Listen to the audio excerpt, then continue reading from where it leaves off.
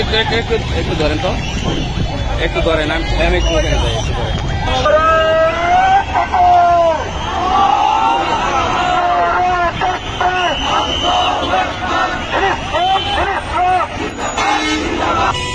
সম্মানিত তৌহিদি জনতা, আপনারা আজকে স্বাধীনতা চত্বর ঘোষণার এই ঐতিহাসিক মুহূর্তে যারা এখানে উপস্থিত আছেন, আমি সাধারণ আলেম সমাজ এবং বিপ্লবী ছাত্র জনতার পক্ষ থেকে সবাইকে আন্তরিক অভিবাদন জানাই।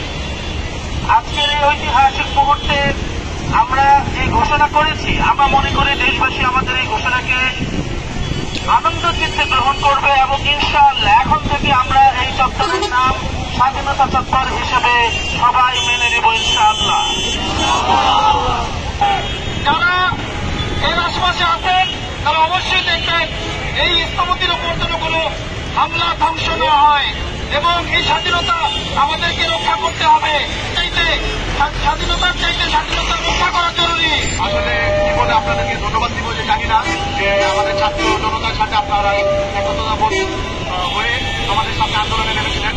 মূলত আন্দোলনটা কোথা থেকে আমাদের যে ভাইদেরকে গুলি চালিয়ে তাদেরকে রক্তাক্ত করা হয়, তাদের লাশের উপর দিয়ে আমার প্রধানমন্ত্রীর সাথে আলোচনা করতে চাইনি। এরপরেই হয় প্রধানমন্ত্রীর সেই স্বৈরাচারের যে আসল রূপ সেটা সবার সামনে আসে এবং সেখান থেকে আমরা আজকে নতুন বাংলাদেশের নতুন স্বাধীনতা অর্জন করেছি।